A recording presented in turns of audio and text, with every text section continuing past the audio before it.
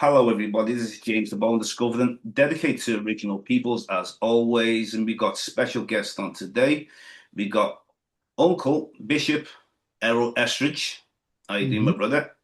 Yes, I'm doing good today. And My we got nephew. brilliant to have you on, Pastor Carol Estridge, Auntie Estridge. How you doing, Hi, Carol? hi, I'm fine. How are you? I'm great. I'm happy to have you on, Mr. Raz Congo. How you doing, my brother? Greetings, James. Greetings, Yeah, James. It's a real I'm, pleasure to I'm, be on and meet. Let me just say my thing, man. It's yeah, really good to be on your thing with your family, right? great, great. Like, we're all one family, and that's where we're coming from. So give thanks to everybody, man. And Hallelujah. Mr. Chase Johnson Lynch. How you doing, my brother? What up? What up? What up, kid? Yeah. Great to Nice of have you, you on. James. Great. Good to see you in good spirit, good health. Brilliant. So today we're going to have a little group discussion. We're going to speak on like future events and when you can come from any perspective you like, whether it's religious, scientifically, or we're just looking into the future of like how things are going from the past to the present. The future generations, how are they going to deal with life coming up in this realm that we're in, the 3D realm. So if I can just make a quick point, I mean, I'm looking at a lot of things like, cashless society coming up. It's a digital currency. Some can call it, well, we're going to get the chip implanted in our arm or in our hand or whatever. Some say the dome. And basically, it's kind of like entrapment. And we can look at this from various perspectives, which is interesting. So if I start off with Raz now, yeah. First of all, just give a little introduction to who you are, what you've done, whether Okay, give you, thanks. So basically, right, yeah, is Rash Congo. I took that name because the name that we're working with is really a property name, a plantation name. So growing up, I did pass through Judo Christo teachings, and I still respect Judo Christo teachings. I have a great love for history, anthropology, mythology, studying religion, spirituality, the esoteric, you name it, man. You know what I mean? So Mhm. um, we've done a lot of traveling. We've traveled the world many times across most of the continents. You know what I mean? But the greatest journey is the journey of self-discovery, and we're still on that path. You know what I'm saying? So basically, born in Liverpool. Liverpool is a very strange place, juxtaposition, really. Um, Not going to get too much into that, but we survived Liverpool, whether you were living in Liverpool now or we're out of Liverpool. We survived in Liverpool. And if you can survive in Liverpool, you can really survive anywhere, because it's it's a tough place, but it is a breeding ground for refinement of character, So left Liverpool from I was about 18, couldn't wait to run away really. It was like running away from the first plantation. So I ran away, come to London, met international people, started having an international perspective. You know what I mean? Made links, was able to travel because of those links. Got into healthcare. You know what I mean? Because that's one of the greatest jobs I feel I can do because it's all about helping people, and that is basically what we're here to do. So basically, I have a family over in Rwanda. I live in Rwanda, but I've been forced to spend time in England from time to time and work, in order to fend for the family. But yeah, that's me. That's where I'm at, man. You know what I mean? I don't really have to tighten myself. Me's a Rasta, man. Me's this. At the end of the day, me's just a spiritual entity going through a human dimension, for a brief time, like being in a waiting room for one journey into a higher journey. So that's where I'm at. I don't want to talk too much, but I love the people, them, and it's really great to meet all the people. Chase, good to see your face, and Mr. Estridge and Carol Estridge. You know what I mean? It's a bridge. We was born underprivileged, but we have the highest privilege. So yeah, we just man, really no problem. Brilliant introduction. Chase Johnson Lynch, do you want to give an introduction to yourself, to the people, your background? Well, yeah. So basically, as you already can hear my American accent. So, born in Ohio, raised in Harlem, lived in New York. Came over here to England in like 2001. Came from the usual internet love story, never left. So I'm proud, Liverpool born and bred, as they say now. Basically, I was a filmmaker, I'm a writer, I'm a teacher. I teach not only media studies but Black history. I'm all about Black excellence and making sure that people don't forget, or maybe I should say, make sure that people remember. Um, and that was one of the things that connected me and James.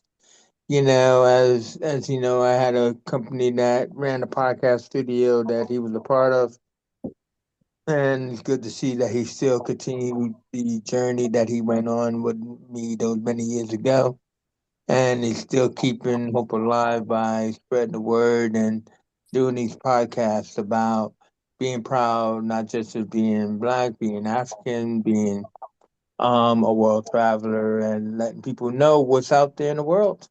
Yeah. So I have nothing but respect in that aspect. And me, I try to do the same. I try to inspire, motivate, and educate. I can't be a rhyme star like Ross there, but but I mean, hey, we all got our own things. So that's me. Peace anyway. Uncle Errol, you want to give an Hallelujah. introduction? Bless Yeah, the name brother. of Jesus. Tell us a bit Glory to about God. yourself. Yes, I'm good. I'm good. Glory to God. I was born in Tobago, Trinidad, Tobago. And we know that Trinidad and Tobago is the last island in the Eastern Caribbean, especially Tobago. Mm. My father came from Guyana. My mother was a Trinidadian. My grandfather, he was from Trinidad, and he lived in Tobago for a while. He was the first mailman for King George V in Tobago. My great-great-grandfather was a slave that started a school, that started a church. And beyond that, I came to America looking for my brother. And because every island I went to, I try and find the Estridges because there's an uncommon name.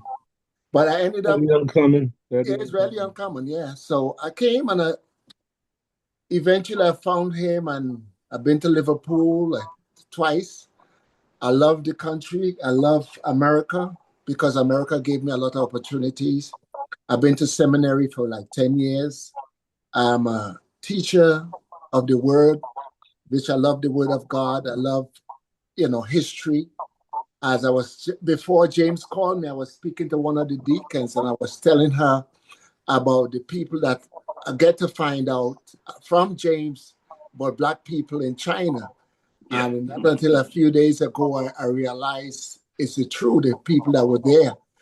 And things like that, it draws me. And as soon as I finished speaking to her, he sent me this link. And I'm here and I'm very, very moved, by the connection with Ras Congo and Chase, because you told me about Chase and his connection with his podcast and things like that. So these are things I really would like to hear about it. I'd like to share a little bit beyond that, but I'm a guy who want to learn, Yeah.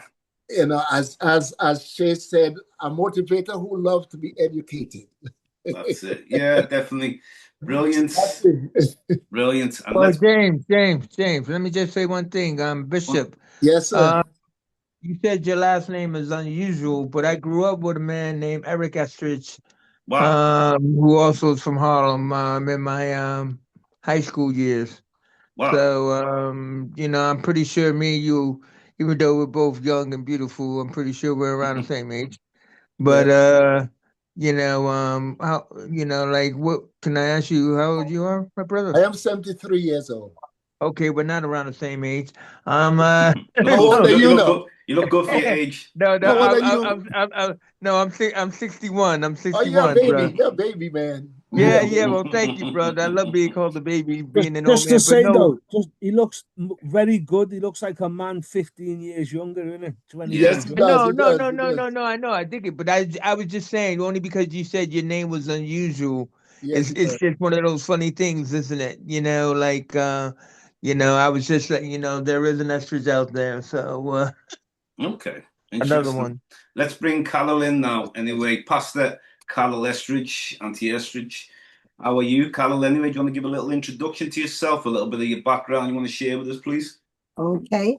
Good evening to everyone. Good evening. I am Carol Estridge, born in Shreveport, Louisiana. I am the great granddaughter of a Choctaw Indian. Okay. Oh yeah. I am the oldest one of my family that's still here. I'm 5 years older than my husband. But when you meet someone and it's the right one for you, age doesn't have a preference there. I do love the Lord. He's been good to me because I'm still here. I have 2 biological children. 5 children between us make us 9 altogether. I have a master's degree in social work. I'm a counselor. Spent 12 years as a administrator, assistant to the administrator at Wellesley College, all women's college. Stayed there, always been an encourager, and stayed there worked as a pastor secretary for 9 years. I've managed to travel to other countries as well as across these United States. Went to Mexico, passed through Puerto Rico, have seen many people from many places, heard many stories, raised by a great grandmother that was the daughter of a Choctaw Indian. Great grandfather, my grandfather was a Pullman porter on the train system. And so So I've was got, mine. So was mine. yeah, it's an interesting thing to travel with them. I got a chance to go to Oklahoma where everybody with all of this about what is it? The sticks, huh? The Trail of Tears. Yes, and also the part about many where colored people had to go to the back door and the colored and the white water fountain. Hear all of the stories of what it was like during that time and growing up. So there's plenty of history, and I didn't get to really share it until I went to the all women's college where the students were willing to listen. I saw the burning of the crosses on the yards and the hanging of the black men. Wow. I had a cousin named Larry Joe that they took off the bus and killed him. My dad, I got to meet him after I got to be 15 years old. Wow. So it's been a lot, but I'm still here. I have a good memory so far. Thank you, Jesus. And it's interesting to watch and hear all the stories and all the people. But until you've lived it, you can't tell the story, or nobody can tell your story but you. That's right. Yeah, definitely. Well, everyone knows myself, James the Bow, and I've always connected to my African history and my African roots, and I connect to global travels and global indigenous peoples. I'm always looking for a common culture, common spirituality, let's say that, in tune with nature, and also just trying to connect with different people all over the world, especially Black melanated peoples, as we're the first peoples on this planet. And the main thing is trying to connect to the truth, basically, because there's a lot of whitewashing out there. So that's obviously my purpose of things. And there's many different type of whitewashing, I'll give some examples. The first thing was like speaking about, all people spoke about was the slave trade of Africa, as if there was nothing else going on before colonialism, the slave trade, when we had massive empires, kings, queens, and we had some of the most richest people on the planet, like Mansa Musa. We had the Great Zimbabwe, we had ancient Egypt, Nok of Nigeria, ancient Ghana, and we had Nubia, we had Kush, we had a variety of so many different kingdoms, so many different civilizations. And then I started to see the Black populations of around the world. the people that created the Indus Valley civilization in India as black folks, the Dravidians, people in ancient China, the Shang dynasty. Errol, you sent me a brilliant post the other day. Yeah, so basically all the different civilizations of black people with everything being whitewashed, people are favored white skin, there's caste systems out there, many different things, and just like getting into the podcasting, Chase obviously first brought me into his studio. I've never even been in a studio before ever, and got to see the real deal of it. And basically, I first went actually on his podcast before they had a podcast, and then he was happy with the results and said, "I'm going to give you your own show." You know, I did a couple of different podcasts with him, shared some with Patrick Graham, and yeah, I'm here today doing my own Zooms and that. But the main thing is as well, you know, as we're going into the future is so important now. And I'm going to come to you, Raz, now. So as we're going into this future, Raz, yeah, it's an interesting, I think every part of history has always got interesting segments. So we're going into things, you know, you can come from a spiritual perspective, you come on, whatever perspective, doesn't even matter, because if things are matching like a jigsaw, that's the main thing. I mean, like we got the digital currency coming soon. You know, even like, can you see more? You see revolutions coming soon. And when I say revolutions, I'm talking about positive revolutions, you know, because there's many different type of revolutions, by the way. A health revolution, you know, the mind revolution, you know, there's different type of revolutions. Or can you see it falling? Well, where there's life, right?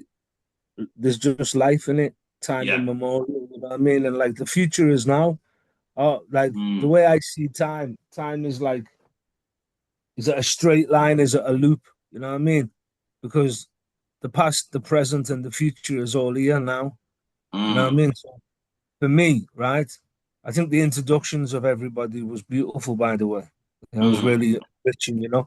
So I Yeah. think because your question is about the future, and I'm thinking we have to look at the soul, the spirit, you know, the fabric of ourselves. We are spiritual beings, right? Yeah. Right. So therefore, the earth experience, yeah, Yeah. is as a birth and an end. But you know, I don't know how anybody else sees it, but I don't see death. Obviously, death is a finality or an expiry of a human life form, but the life is beyond the flesh. The flesh may perish, but the spirit lives on, you know.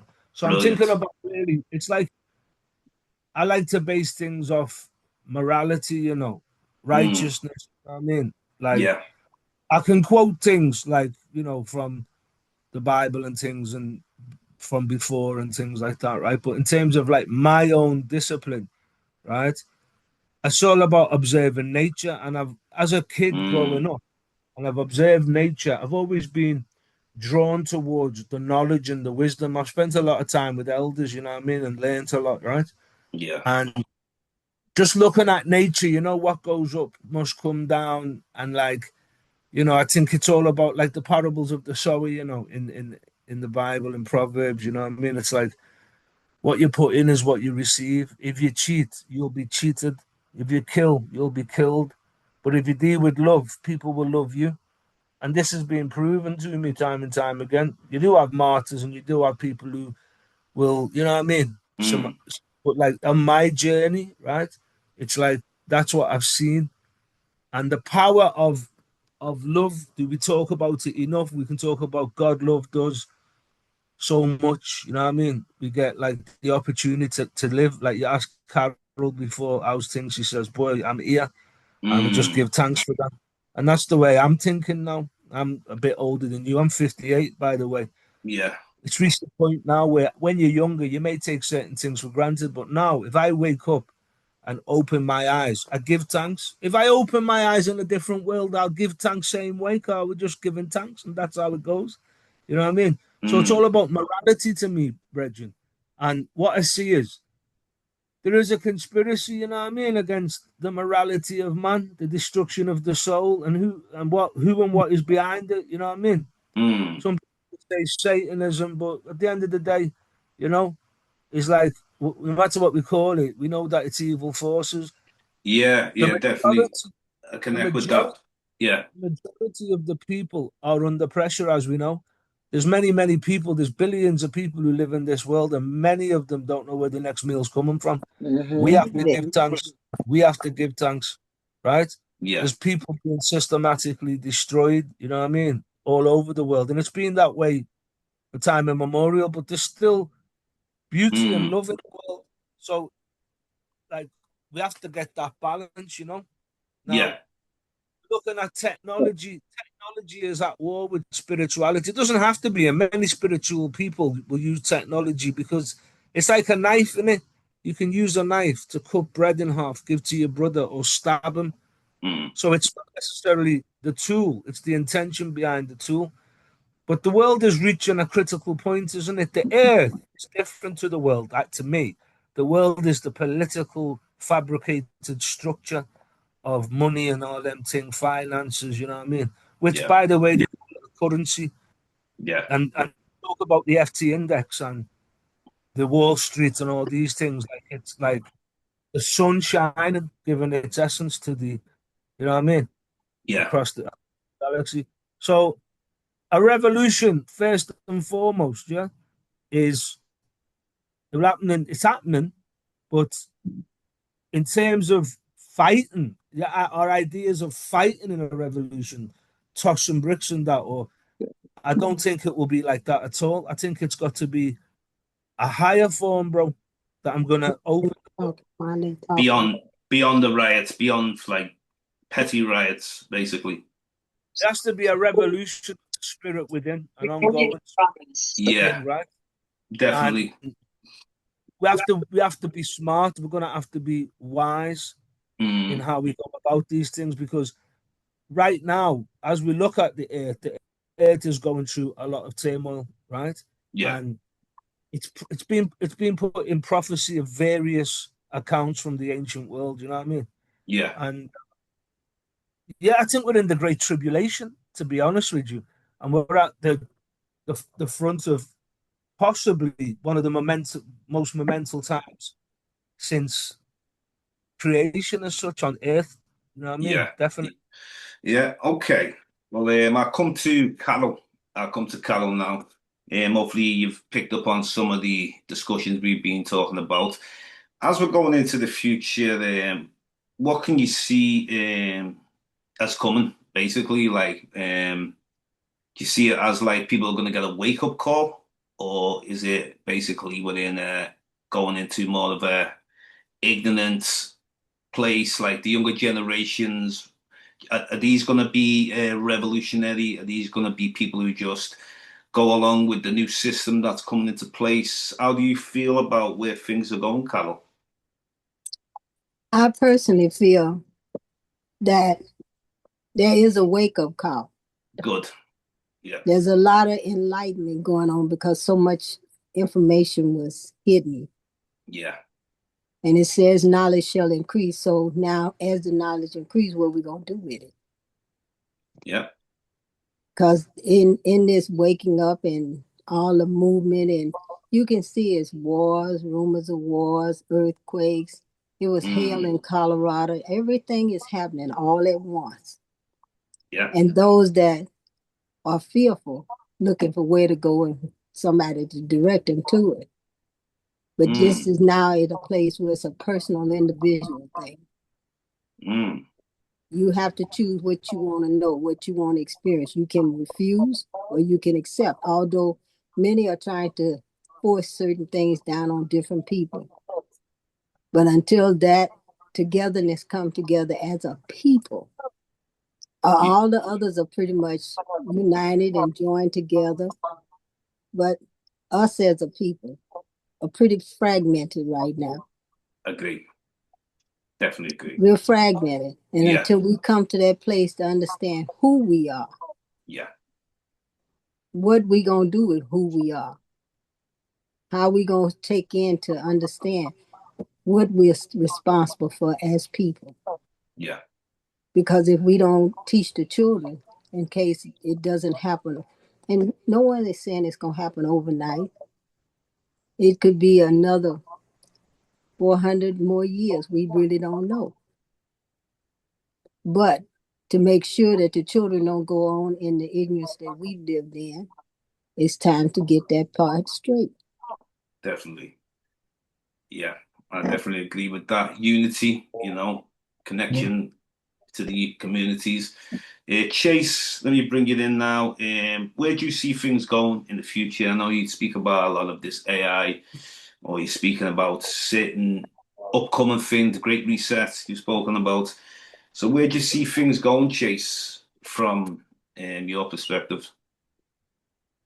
Um,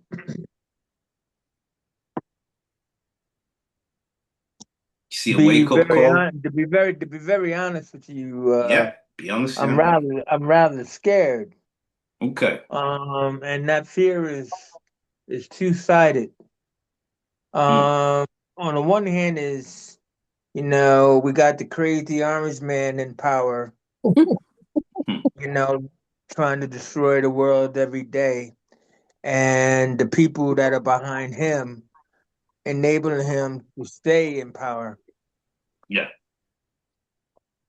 But he's destroyed so much.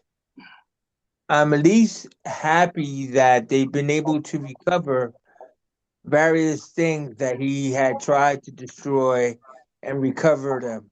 Whether they are, libraries or signs or different things, that he tried to erase. He tried to erase Black history. He tries to kind of like totally destroy, you know, um, the Black race as best as he can. But the Black race, or I'm calling it the Black race, we know we're called everything else under the sun, but we're made of much stronger and sterner stuff. Always has been, always will. And due to my recent research with the series I'm working on, all I keep uncovering is a lot of great achievements of Africans and kings and different things. But here's the real deal. The real deal right now, which I'm scared of, is the fact that we are not talking about who we should be talking about. And that's our brother Abraham Traore. Yeah. Mm. Powerful, man. This man, I swear to God, is and I know we have a pastor and a bishop on here, and please trust me, I am a Catholic boy through and through. But this man is the second coming. It's kind of like the things that he managed to accomplish, which seems like he's only accomplished it within the past 6 months. We've been in such a media blackout that the world at large does not even know who I'm talking about because the media refuses to talk about him, refuses to acknowledge him. And when he decided to cut off all ties to foreign countries like Italy and France, who had dropped to their knees crying, he's now opened up the doors to Canada. He got friendship, like friendship bands with Russia, South Korea. I mean, he is the next wave. Now, when we finally do get rid of the Orange Man, I'm afraid because I would rather us have gotten rid of, the Orange Man and hopefully return to normalcy, right? But now that you got Traore doing what he's doing with Africa, with the Sahel initiative, it's kind of like, how can we go back to sleep? Yeah. How can, like when the media releases this stranglehold over us, how can we not talk about this? And it's not even just him. Look at all the people that he's managed to support with free schooling and to uplift with jobs. Like we got those brothers out there creating free energy, like Mhm. Nikola Tesla. We got the young brother who created gasoline out of trash. Yep, the bottles. Mhm. You know what I mean? It's kind of like, and why are we not talking about this? Because big mafia, big firma won't let you talk about it. You know what I mean? It's not in their agenda. They can't sell that shit. You know what I mean? He's the wake up So call. He's the wake up call. that's But what I just hopefully, said. He's the next coming. He's the next yeah, wave. And the thing is, that's a very good thing. yeah, Not just because of his blackness, not just because of his smooth way of doing things, but because what's going to happen when Trump actually that is ousted? Can we accept anybody else? What do we actually return to when shit supposedly starts working again? It's like we are in a blackout, right? And we're waiting for the power to come back on. yeah, And when the power comes back on, and we can see now the roaches and the rats run back to their corners, right? How are we gonna live then? yeah, Knowing what we know. yeah. Do you All know right. how we Yeah. can live? I'm sorry, Okay. bro. You asked No, me about the future, and I'm no, telling you, brilliant, that brilliant. is the future. You put The that down. future is Nice. change. You put The that future is down. Good. change. Yeah. Well, yeah, that's all I want. Yeah, okay, that's what I'm going to say. Future No, change. you made some great points there anyway, Chase. I'm really happy with that. Uncle Errol, Bishop, where do you see things going with the future as far as like what we're analysing today, or whether you want to look at the past or deal with the present? Well, my take on this whole thing, I believe the old spirit is rising again. Mm, I remember my dad, your great grandfather, said Ethiopia is going to rise again. He told me about Abyssinia, which is Ethiopia.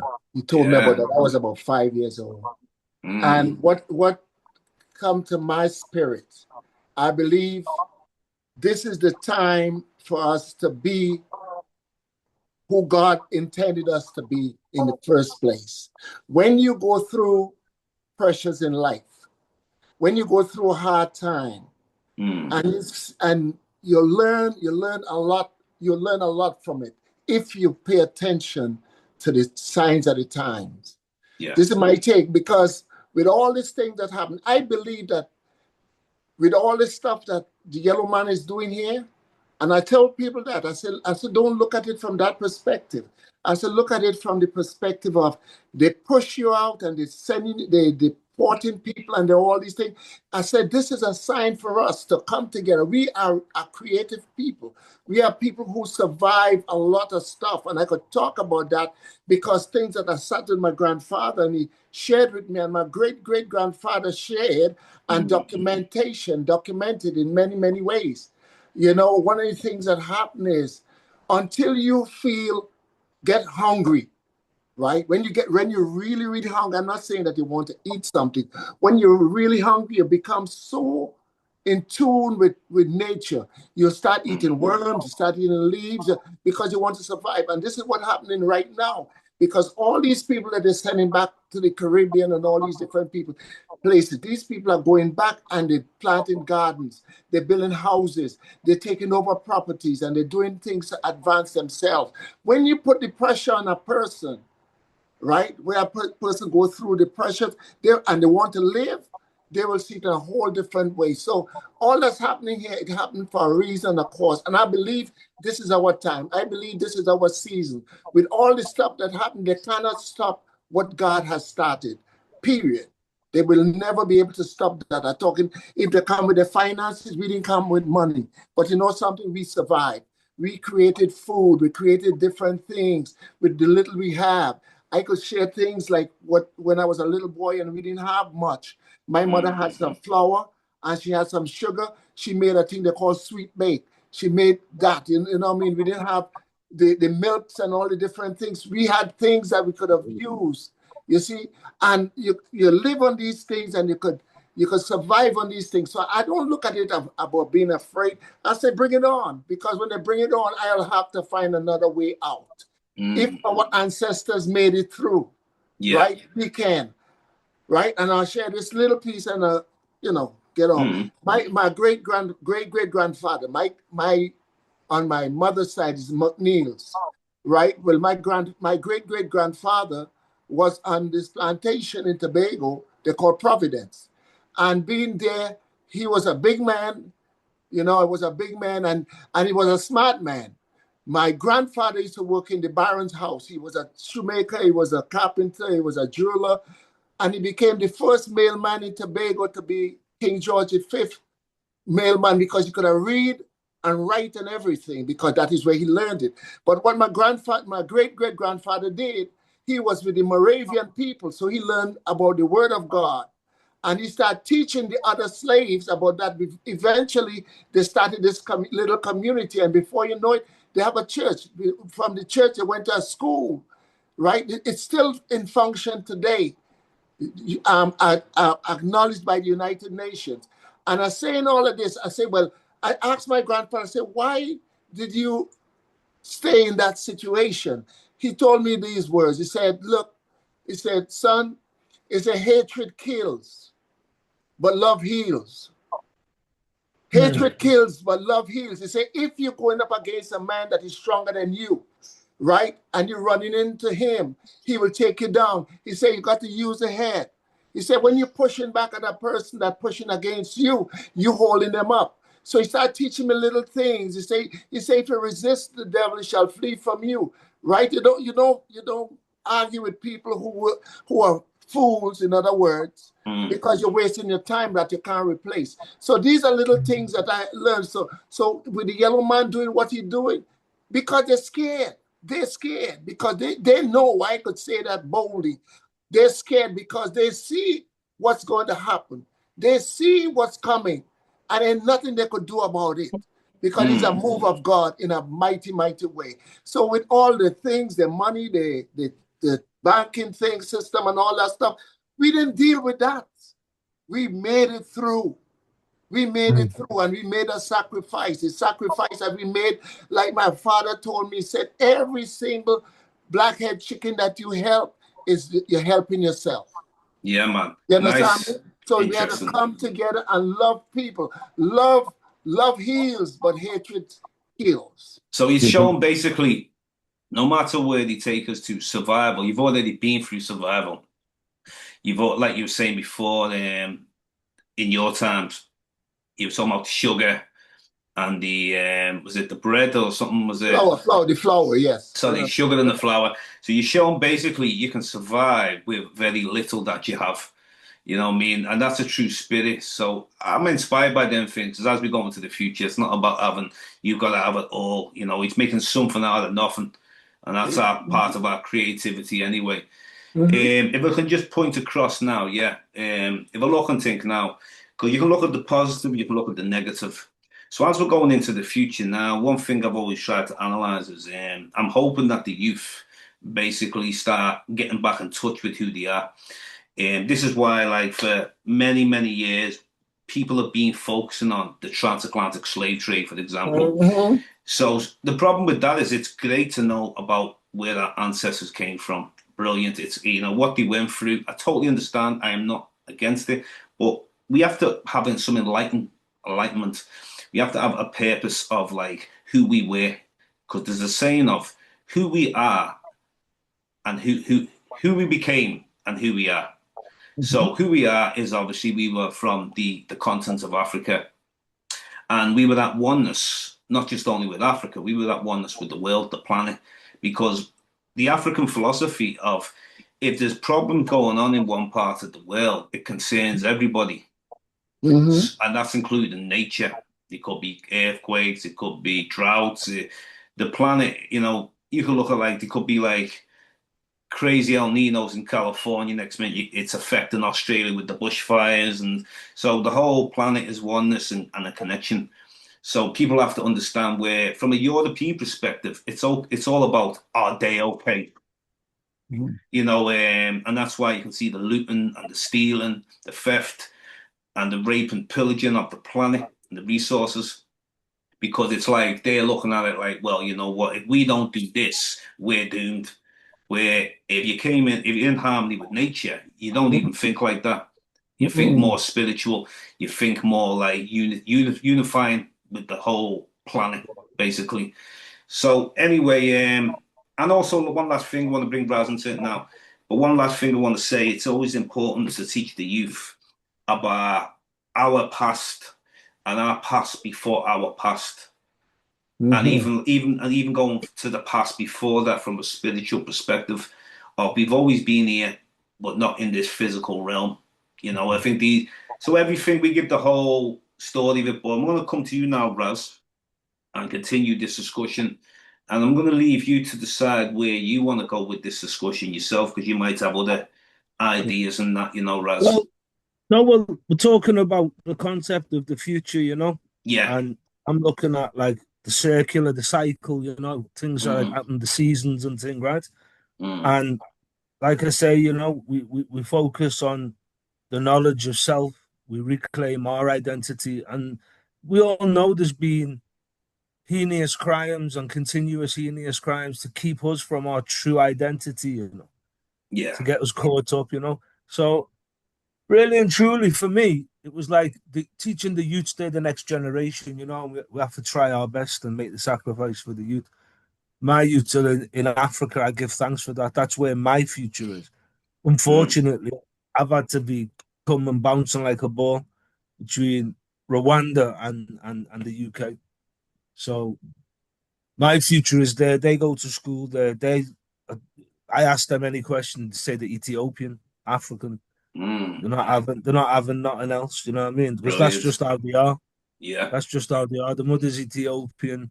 They have a kind of pride about those things, What language? So do they speak Rwandan as well?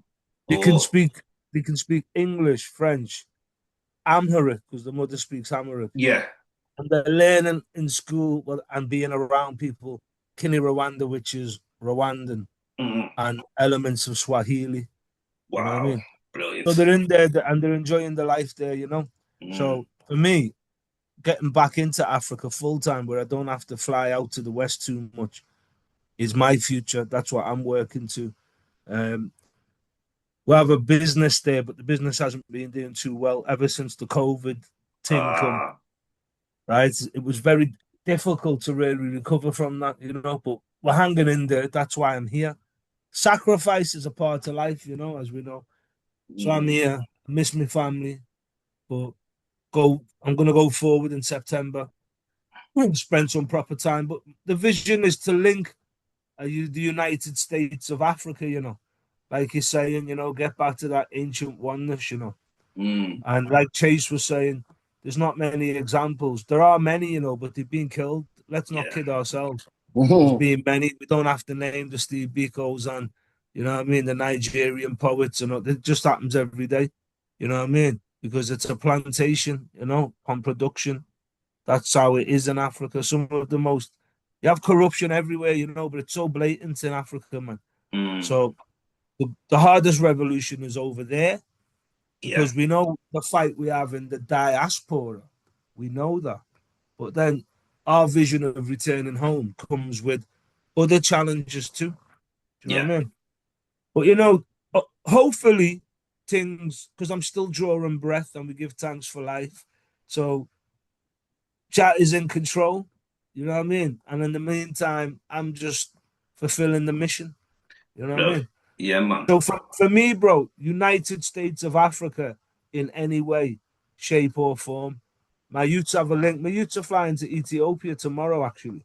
Okay. They need some summertime, right? So I want to build a legacy with the Y, where the younger ones can just fit into it if they want to, because we now force them into nothing, but hopefully the right vibes they'll be into it. They'll carry it on in some way, But yeah, you know what we're about, James. This is why, like, I love what you're doing, because what you're doing has to be part of it's a vital tool, really, of getting information out and, getting reasoning and things. But, I understand too, where Chase said there's a bit of fear, there's a bit of trepidation there, because if you think about it, we're of the generation, right, where know this old Cold War thing, the little foolishness with the communists and the Western and all that thing. And you know all the threats of nuclear war, because you must have been growing up in the 60s. I was growing up in the 70s, right? Mm-hmm. And there was this constant threat of a nuclear situation. Mm-hmm. And it kind of like, you know, gives you a little trauma as a, you know what I mean? And it's just like, we know things are going to kick off big time because it's the four horsemen of the apocalypse, in it. But like the sister Carol said, it could be 4 years, it could be 40, it could be 400. You just have to do your best and keep to the path and keep your shoulder to the wheel and keep the faith. You know what I mean? Man. Well, it's basically clear that people recognize there's a purpose. And when you see there's a purpose in life, nothing is accidental. It doesn't matter that from a human perspective, from an animal perspective, or from a planetarial perspective of everything has its purpose, and it will know what to do with if something that's bringing too much negativity. You harm in nature, nature will harm you right back. You know, you will get that back with a receipt. You know, so I'm going to bring Carol into this now. You choose where you want to go with this conversation, Carol. Well, I was listening to everyone talking about the yellow man. Mm. I feel like we give him too much credit. I really do. I feel like we give him too much credit when we are not at that point where we know who we are. Okay. All right. And like the what's his name? Marvin was talking about the African gentleman. Yeah. Abraham Torres. Travis. I don't want to say his name. Yeah. We know what you mean. Yeah. But in talking about those two and the differences, the mass differences, one is, even if he knows and understands everything that's going on, because he's in a country where they've been suppressed so long, so many different ways. And I heard Bishop say that Ethiopia will rise again. That could possibly be happening. And if that's the case, and he's now coming through, because like I said, we don't know when the end time is coming. The Bible says so, and there's many fulfillments that have happened and many more to come. But there's also going to be a time that God going to pull his people together, because I mentioned that earlier. And when he does that, the ones that's here now, they, like I say, could be gone. It's time to enlighten, encourage our children, encourage. And many women, right now, he want to kill the seed. That very yellow man, get rid of the seed. That's why so many, when I heard that thousands of Black women are just missing and killed. Well, if you get rid of the seed, you control everything. But now, God give his glory to no one. I don't care who he is. And just like I watch him try to walk up them airplanes and all of this bitter hatred stuff, his tail gonna die just like everybody else. And his may be a lot sooner than we know. So until that time happens, encourage the children, work through all of the mess. And again, a lot of us know how to survive off of nothing. I had a great grandmother that when the gas went off and there was no lights and all that, one of them 5-gallon buckets, because they wasn't plastic then. She put a fire and some bricks in that, and we had potatoes and ate like you was eating steak.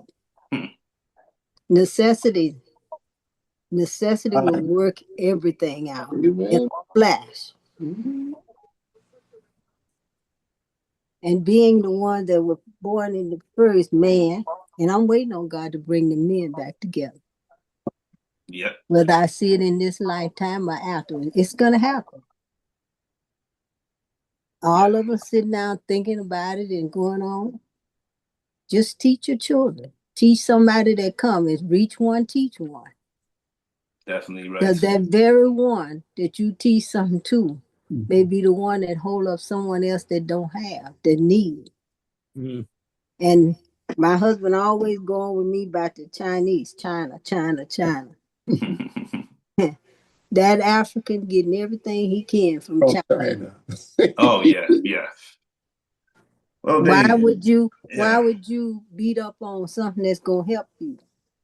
yeah, And yeah, yeah, he's using it to the advantage of the country. yeah. I think sometimes, just a quick to come in. Sometimes people are looking at a debt. Is it like the debt trap? The debt trap. Mm. Sometimes people might look and think, well, are they trying to put people in debt, and then they kind of have like, because even if you look at the throughout the Pacific, near New Guinea, all these places, you've got the American Navy around, and these places, Australia, and the China's trying to basically work from because of Taiwan, the separation where they want it back and stuff. There's a lot going on there with the Indo-Pacific wars, they call them, Hmm. you know what I'm saying? So Africa's far away from China, if you know what I'm saying. So sometimes you got to look at like the neighbors, how people are with the neighbors, and then you kind of get an idea of how they're going to be with the long distance relative or relationship of the geographical place. So it's interesting that you'd actually brought up that. Some people see, I mean, I'm not with the prophecies of Nostradamus, but he mentioned, like I say, I mean, he might have mentioned some 5% was accurate, or I don't know, but basically he spoke about the yellow race taking over. So, like I say, I mean, we can look and think, well, the population's massive, or we can look at, well, the economy's growing. Everybody is relying on them around the planet. Everyone needs them to build roads, railways, do this. And what I don't underestimate about them, when they come into Africa, they do jobs quite quickly, where the West were messing about with Africa. So they've made a much better partner than the Mhm. West has made with Africa.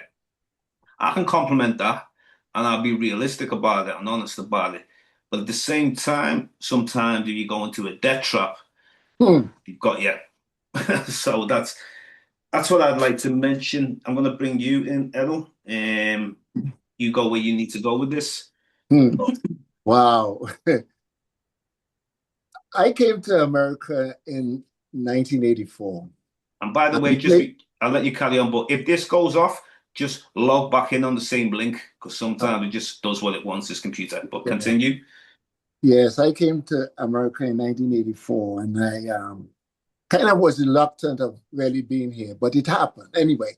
Mm, And I got the opportunity to be among a circle of people in the car industry here in Framingham, Mass. mm, I was just a car jockey. I wasn't a big thing, but I was the guy who took care of the used cars. And I remember China was a really very, very poor country. People were living on the rivers and in boats and all these different things. I remember that. And they had the time when the gas was becoming very, very expensive in this country. They had a lockdown, all that stuff. All right. And what America started doing, they start destroying all the big, signature cars, the Browers and the Yeah, yeah, yeah. Cadillacs and all of these things. They start destroying them and they was crushing them. And I was in this inner circle and they were talking about sending all these crushed cars to China, sending all the scraps of cloth to China, make China the dumping ground for the world, and all these different. And I was sat there and I say, one mistake America will ever make is to destroy the signature product, which is the car industry. And to come to find out, China was moving wisely. You see, mm. because we look at things right at our nose here. We don't look beyond. Even though I share this, I tell people, I say, look, I may not be able to climb. Okay. Yeah, so you were saying anyway, Errol, continue your point. We got cut off. Okay, I was sharing about what they did in this country by Yeah, throwing away the signature product, which was vehicles. America had very good products, yeah. but it came to a point that they were crushing these cars and sending them to China. They were sending the scraps of cloths and things like that because of, making more money when the product come back to America, the plastics and Yeah. all these different things. They send them to China. China took that and they utilized it. They made little trinkets and sent it back to America. So they had to pay for it. So they took the garbage, right, that came from America and utilized it and became wealthy off of trash. They didn't have to pay for it. No, they're selling it and make more money. So Okay. I told them, I said, you shouldn't be doing, or y'all shouldn't do that. They said, well, the gas is too expensive, boom, boom, and all the different things. I said, well, we'll see it at times, when the time comes. When you look around now, the first cars that I knew that came in here was a Japanese, not a Japanese, was a one of those not Korean cars, but one of those Japanese cars, the Acuras. That was the first little cars that came, and everybody was jumping on these Acuras and just buying these Acuras, and they say to save money on gas and things like that.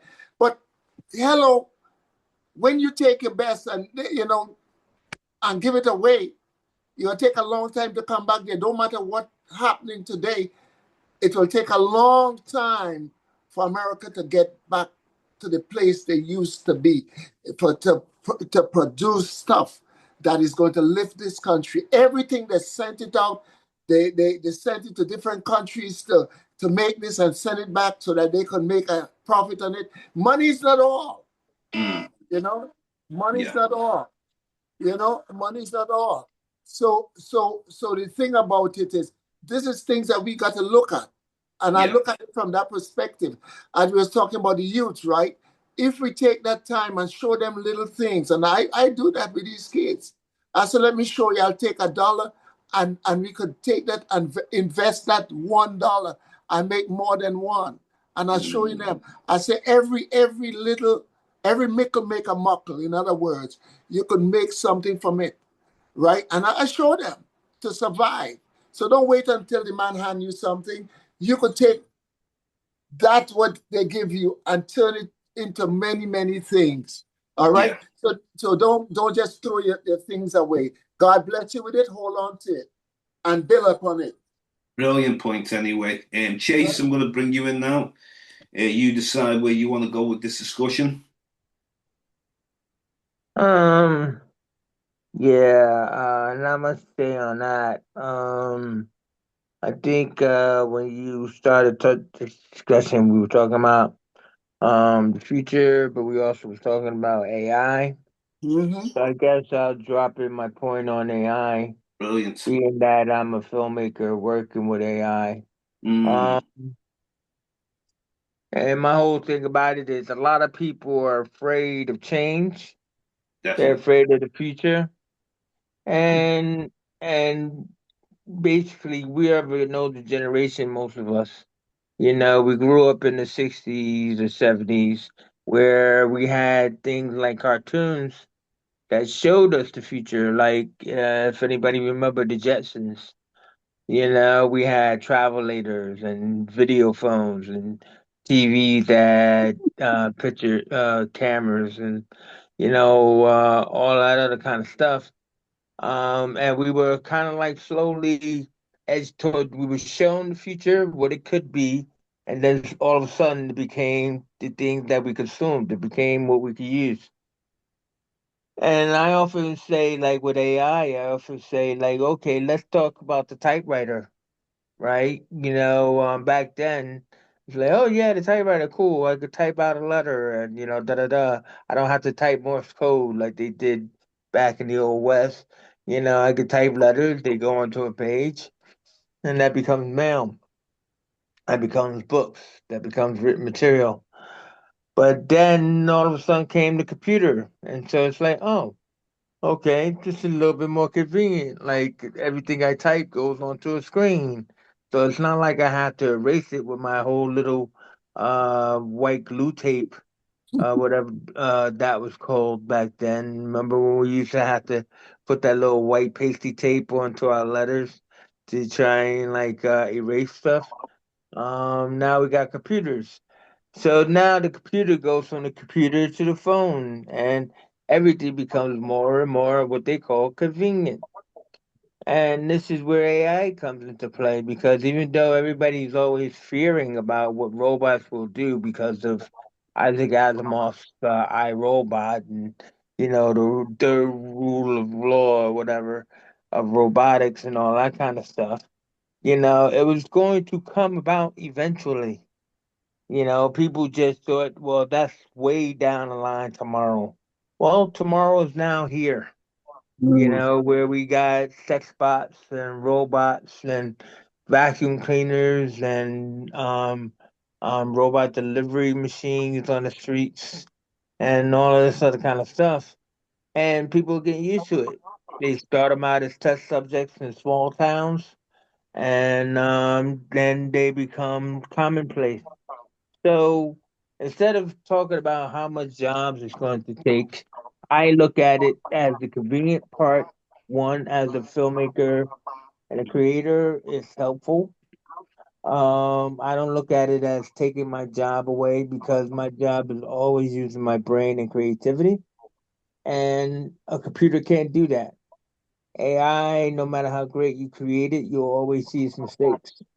So I don't think it takes away the actor.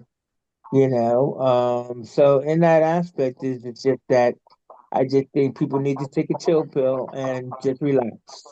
The Do you future think, is here and there's Chase? nothing we can do about it. Do you think though, like with you coming from a background of creativity, Raz coming from a background of creating music, Mm, artistry, originality, you feel like that, mm, well, it's going to bring in a set of different type of people who are not talented, no creativity, and Mm. they're going to basically use AI to become platinum or to be creating records that whether, it could don't get me wrong, AI could probably well, put some brilliant things unfortunately, together, James.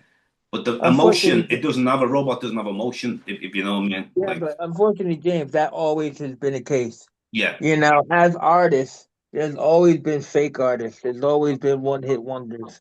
There's yeah, always been somebody who is better than you, yeah. right? So what you're talking about is fear that my talent is not going to be as good as what somebody creates in their computer. I Appreciated. mean, like, there's Fruity Loops, there's all kind of things of synth machines that enhances musics and sounds for songs. So Mm, we've always had these things, James. It's just now become something that somebody has decided to make us fear them, where they were always an object to be used in the studio anyway. I mean, okay. you think all those singers can really sing? I mean, their voices are all vocally enhanced. Mm, That's why you have a big 16 board of sounds, yeah. to enhance their voice and treat their voices so that way they sound perfect like Michael Jackson. And Mm, not everybody does that. So, that's why people don't even sing live because they can't sing as well as the songs that come out. You know true. what I mean? Yeah, yeah. Interesting. Raz, anyway, where you want to go with this discussion? Well, as I say, right, they go out into the world, and a lot of people are held on to the handheld devices quite strongly, especially like, from they put all that stuff on your telephone, you can access emails and all that, you know what I mean? And Mm, shop, browsers, Google, it's all on your phone, right? And people walking around, they're not even looking where they're going. yeah. Sometimes you see like a young mother I'm nearly pushing running the people over, pram. man. Can you Beep, imagine beep. like a Yeah. young mother pushing a pram with one hand, she's looking at earphone. And when you look at the youth, the kid's got a phone or a handheld device. I mean, it's just getting ripe. You said earlier, right? You made an allusion to um, the mark of the beast and the revelation, James. You said Mhm. Mm, don't know whether it's like a little chip in your hand or your arm, but they're mm, making that ready because right now, right, the people would see the way they used to queue for all them iPhones and fight to mm. get in. I mean, it. From Star Trek: The New Generation, the Borg, resistance is futile. You will be assimilated. These people put all their ideas out through this Hollywood and TV.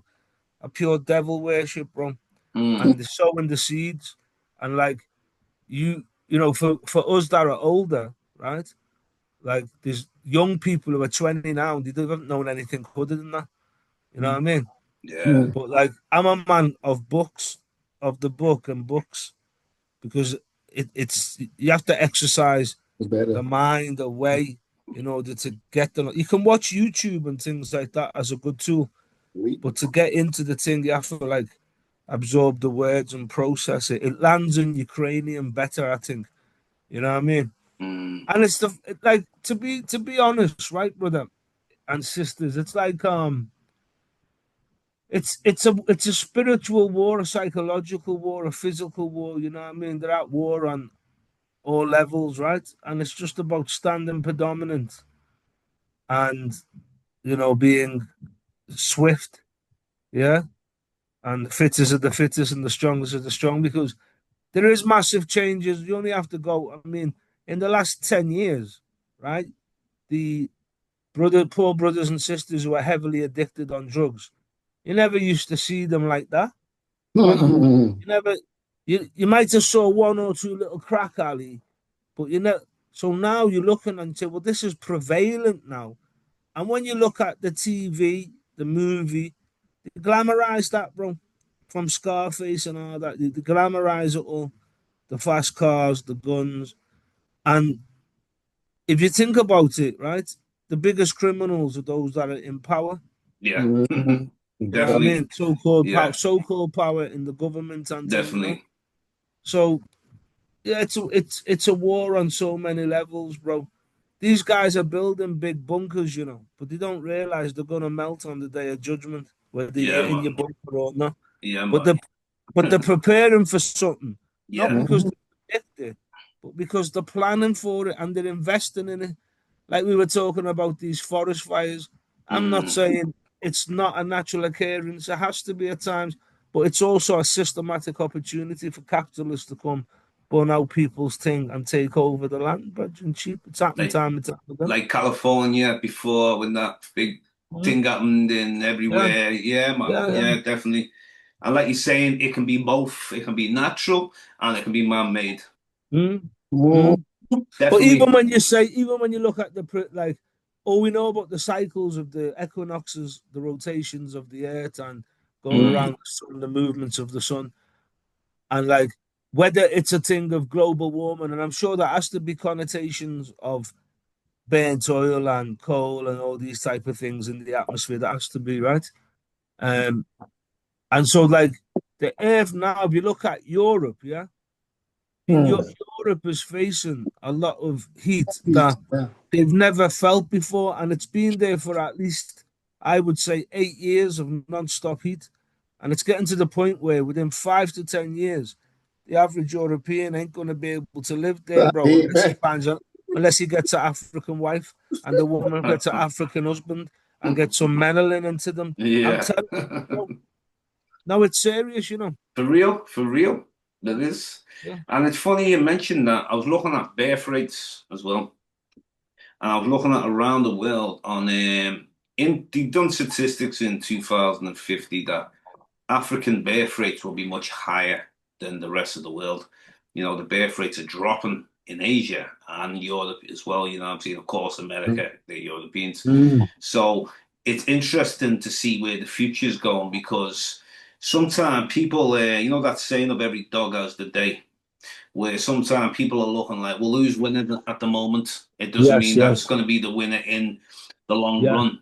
You know what I mean? Like sometimes there's that 100-meter sprint, but then there's the long distance sprint. that's right. Well, not the That's right. sprint, but what I Yeah, mean? man. So it's down to the stamina, even though it's not just always down how quick you can get. It's true. It's true. You can run out of mileage basically.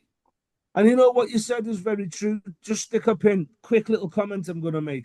There's been a war against black people. We know that. There's not just like black people who are suffering in the world, but so our burden is the heaviest. You know what I mean? Certainly Mm, for the past 400 to 500 years. You know what I mean?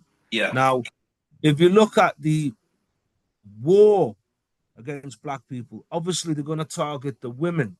They're going to yeah, target the children, and yeah. we have like we talk about things that aren't talked about, like the excellence of Chorori, but that genocide, infanticide plagued on the African children has been going on for Yeah. over like a century to 2 centuries, and really intensifying.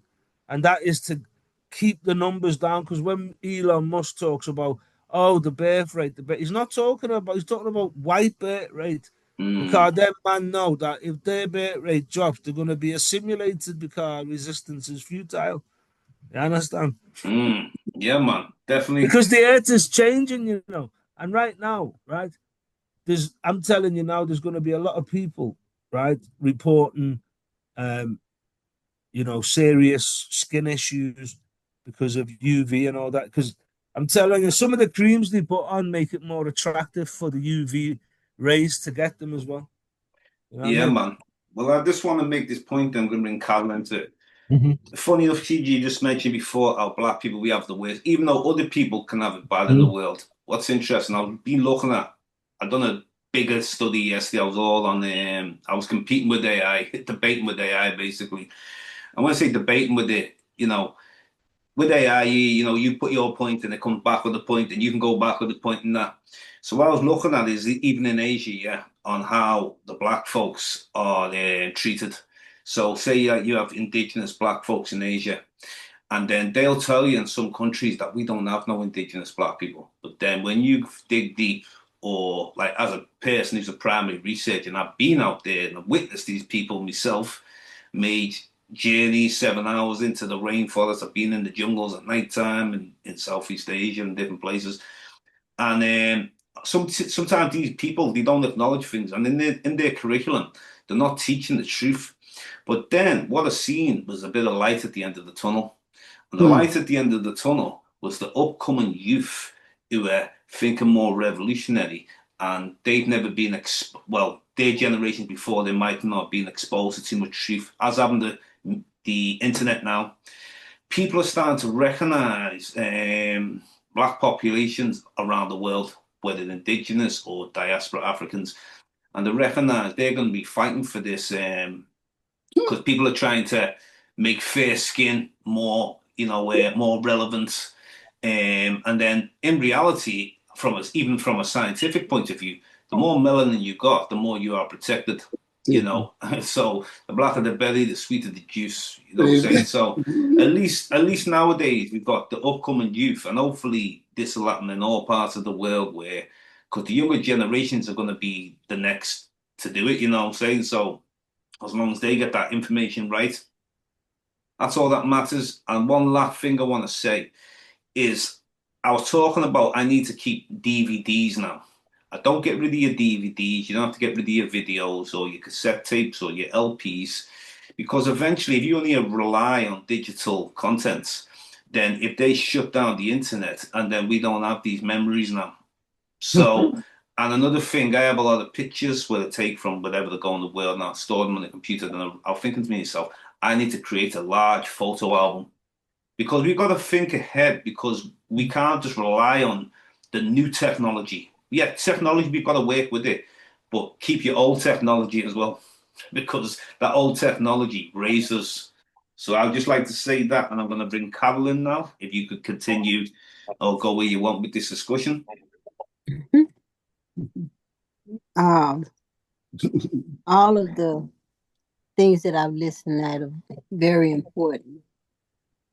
And we've talked about what man is going to do, the white man and everything.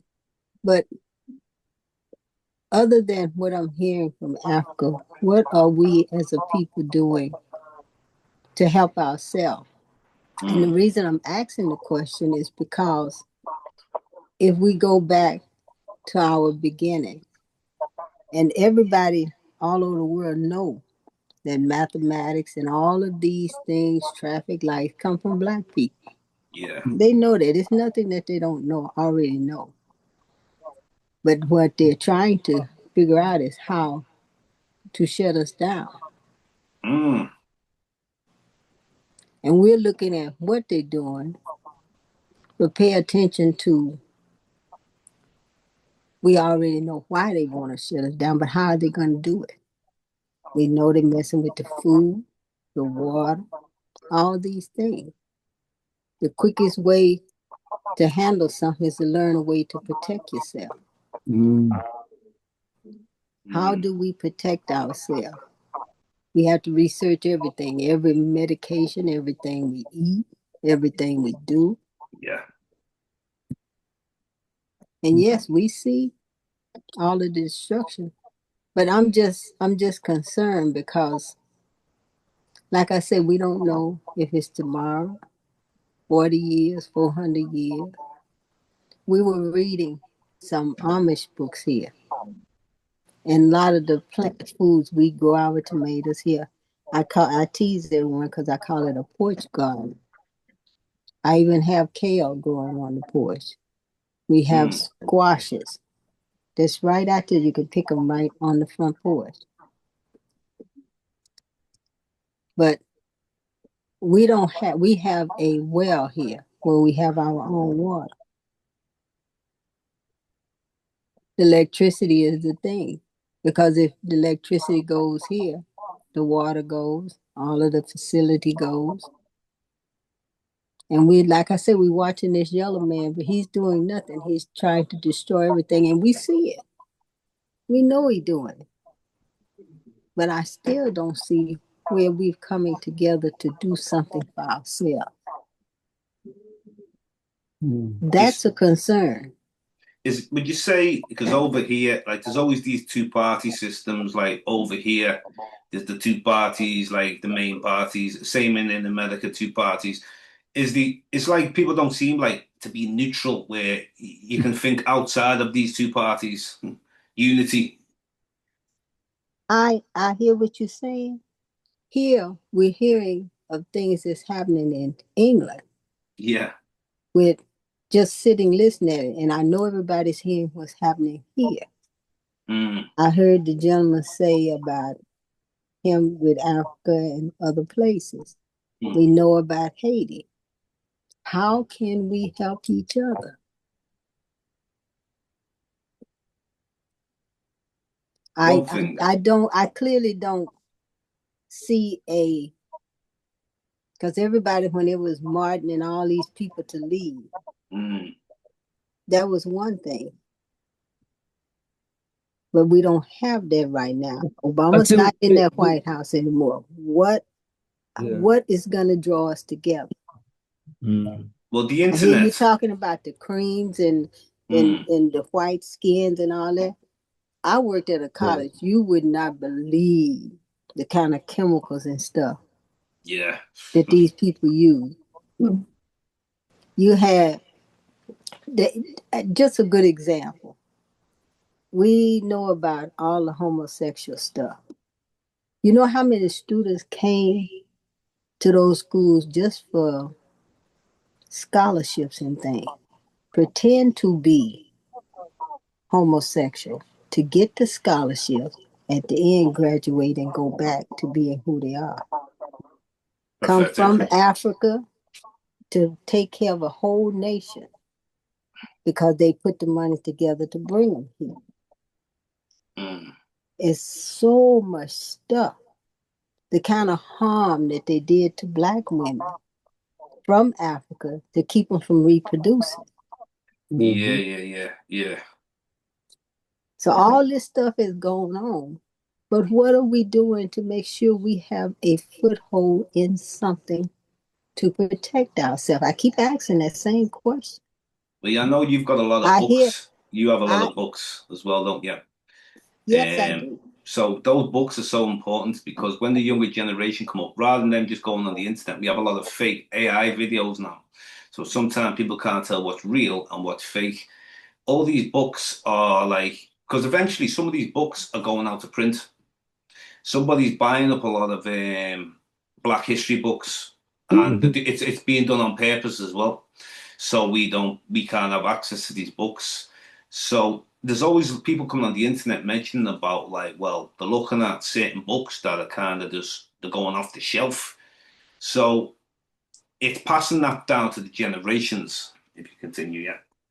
There's a book called Buying into Whiteness. I have it here. And just listening and how it come about and what it has done, they set it up for us to buy into it. Yeah. When we're the one that had the most control of everything. So we're still buying into what they're doing instead of building and incorporating what we need to survive. They don't want you to have a bank, don't want you to have a bank account, don't want you to have a car. It has nothing to do with what they want. According to what I learned, the word of God said he will supply all our needs. And I've seen him do it. They say no to something, we get it anyway now.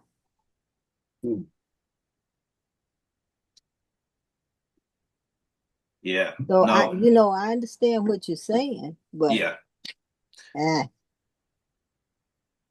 That's be something that is basically people have to really, because sometimes people focus on so many different type of problems.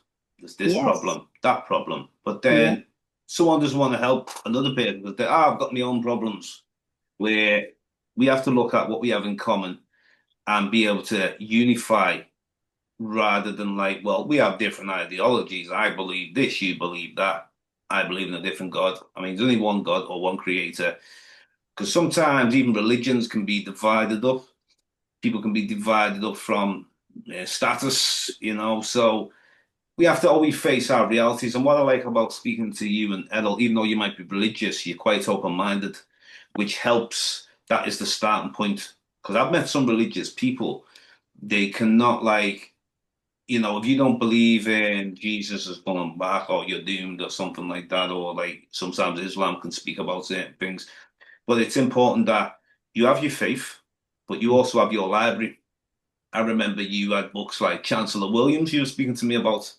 And I was really happy when I heard that because that's the books that I started getting myself because these are empowering us in a different type of way. The saying of some people say, well, you can't just pray and think that everything's okay. You've got to act accordingly to that. So true. yeah, so that's definitely what I want to mention. Raz, I'm going to bring you in now. We've got about another 10 minutes left, and then we'll go round. I'll be very quick, right? Yeah. Sister Carol mentioned the ancestry of what Indian group was it, my dear? Choctaw. Yeah, I'd like for you to just expand on that a little bit. That was interesting, right? Yeah. And when I'd like Errol just to talk a little bit about Tobago. Was there a place there called Pigeon Point? Oh yeah, we visited Pigeon Point. Yeah. So please, Carol, just give us a little bit of an expansion on that ancestry, please. Yeah. Well, Choctaw. The Choctaw Indians, as many of you know, the Indian on a whole, were put on plantations and all these places to keep them into subjection.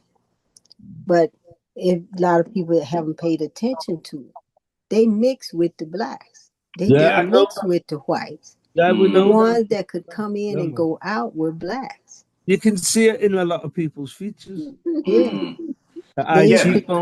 Yeah, because we get one story of like, oh, they wiped every one of them out, but they haven't wiped them all out. Some were mixed in with other groups, and then some were isolated, and then some, they did kill. They died from smallpox and certain other things and that, And the Indians were known for moving around. And they were led by the spirit. They believed in the spirit being everywhere. That's why I like connecting with them. Yeah. I connected with the Amerindians in Guyana as well. Same thing.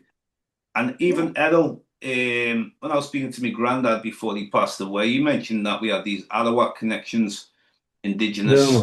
Like I say, it's nice to hear things from oral history as well, And I know Chase spoke on.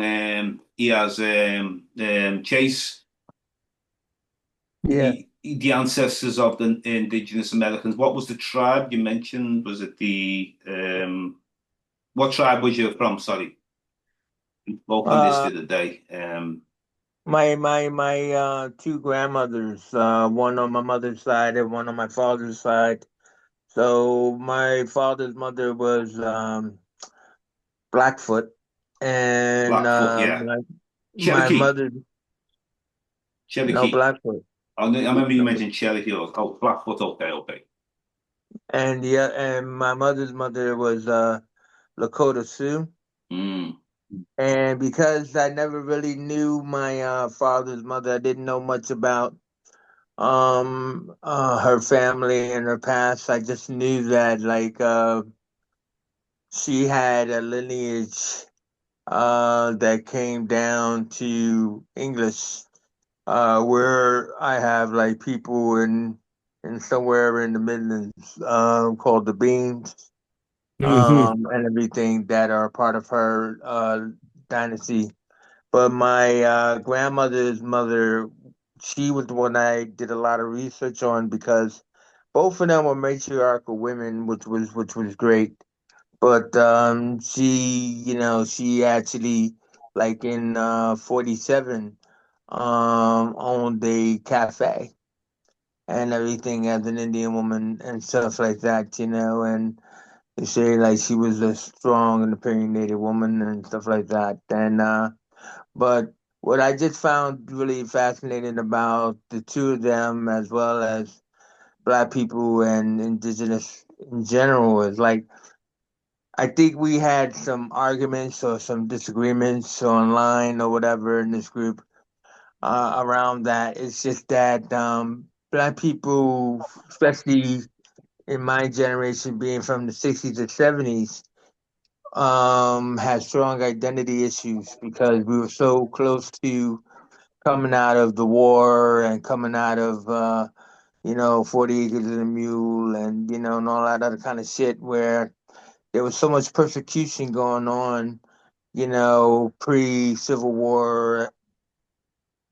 rights, excuse me, and mm, afterwards that it created a strong identity crisis with Black people. So it was like Black people didn't want to be Black. You know what I mean?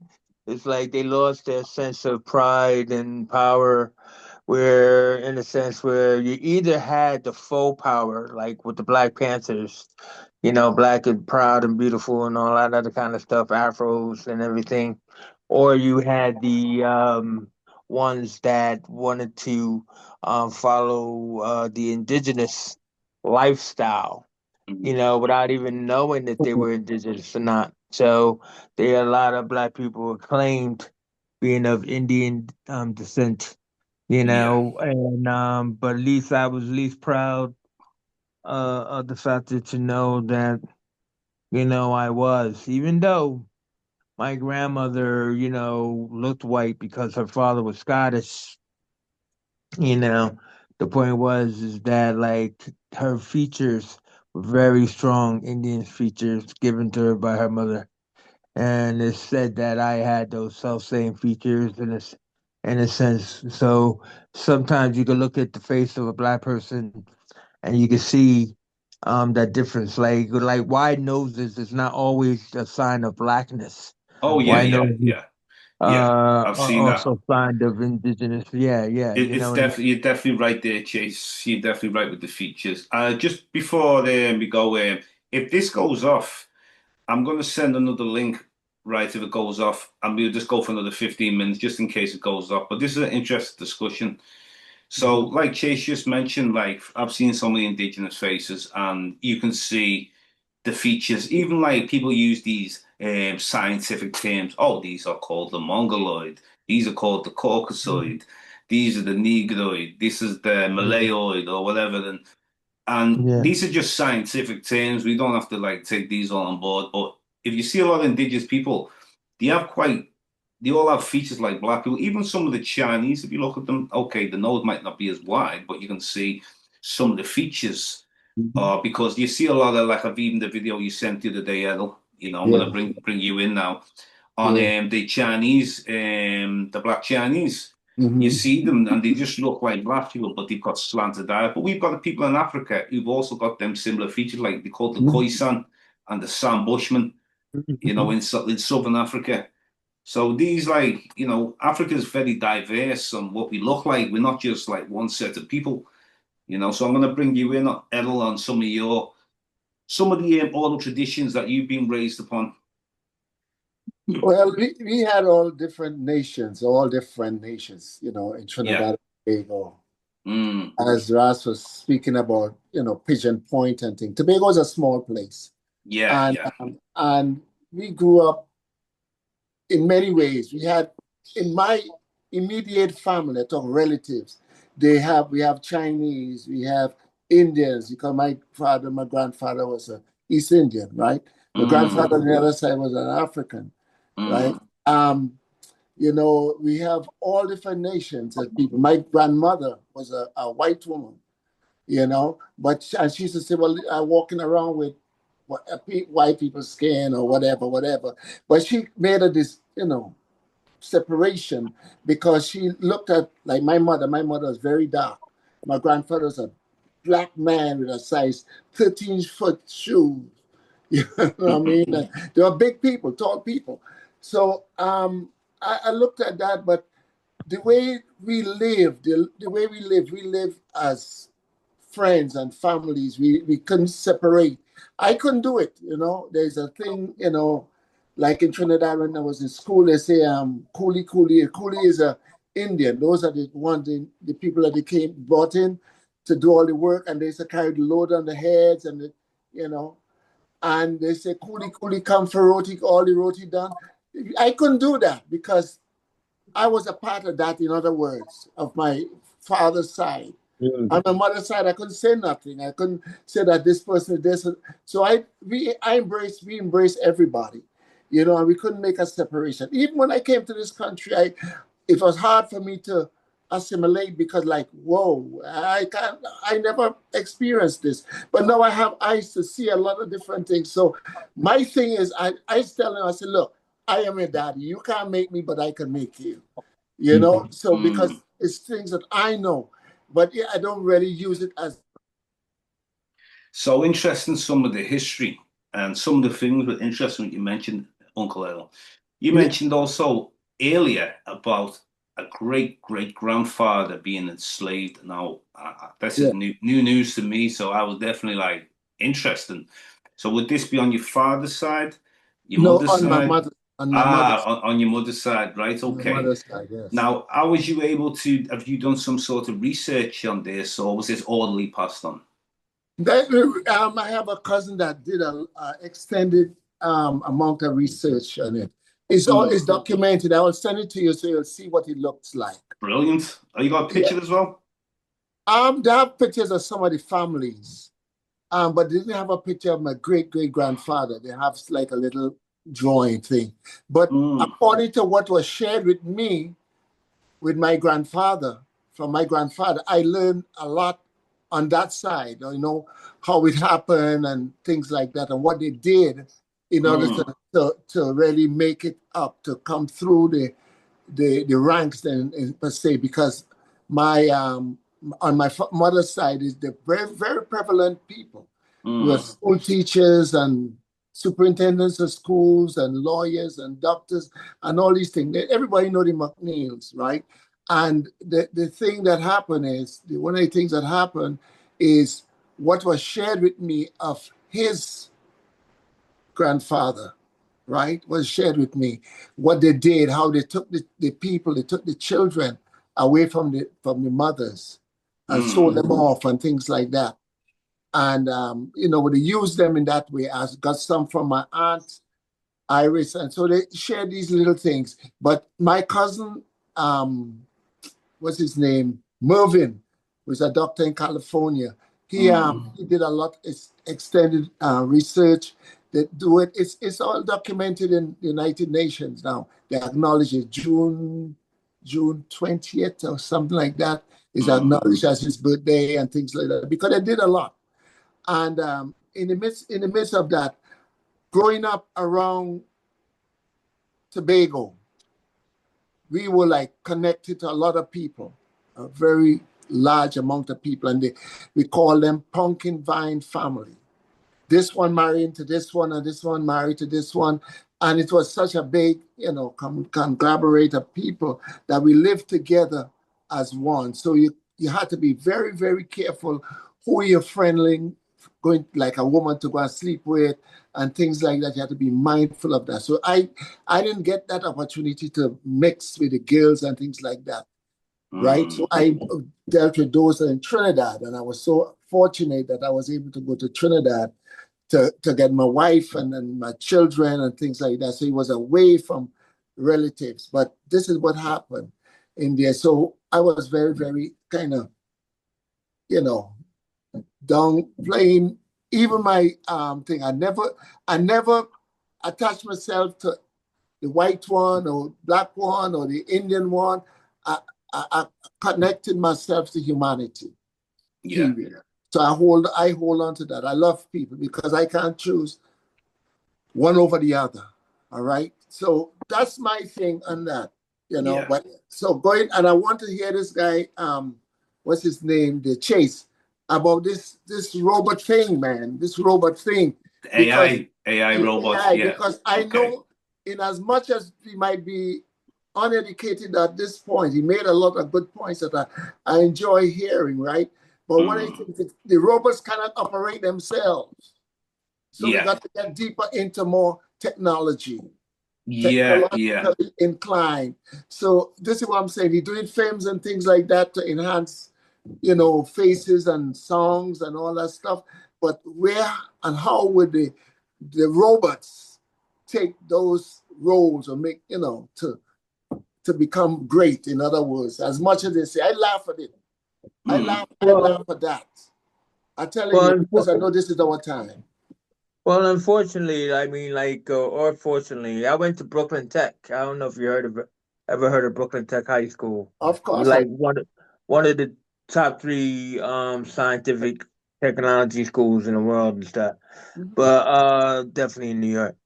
And so when I went, computers had just come out, right? So they weren't as big of a systems. They were getting to be smaller. They had, binary codes and hardware codes and data entry and all of that kind of stuff. But the one thing that they started out with that they kept going that is going to lead to self-generating thought for computers is what they called random number generators.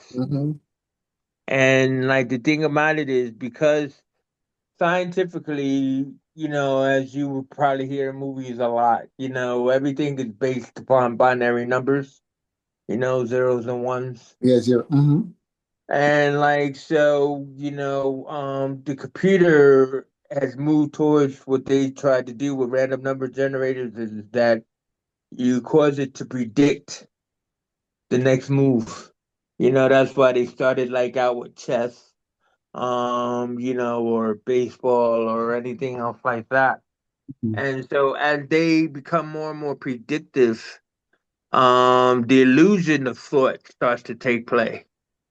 So right now, where they are now, where you're looking at robots doing things as if they are thinking for themselves, they're not completely thinking for themselves yet.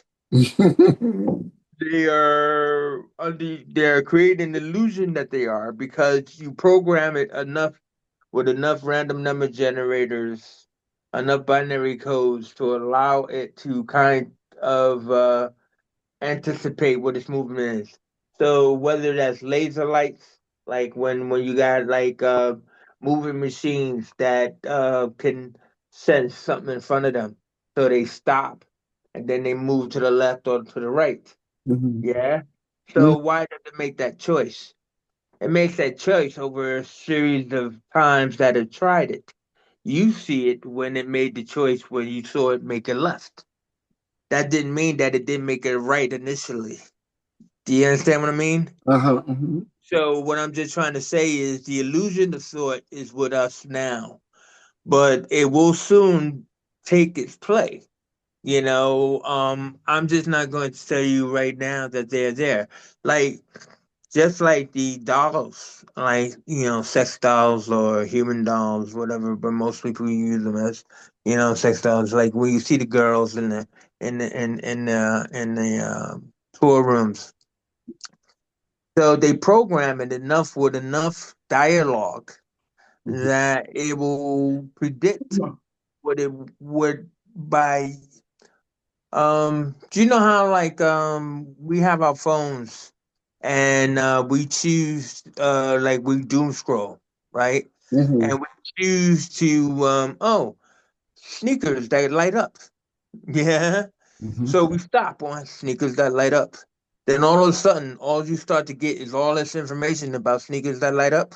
Mm-hmm. Mm-hmm. That's kind of like what I'm talking about. So it starts to predict, like, especially the talking bits, starts to predict about what answers you want to hear.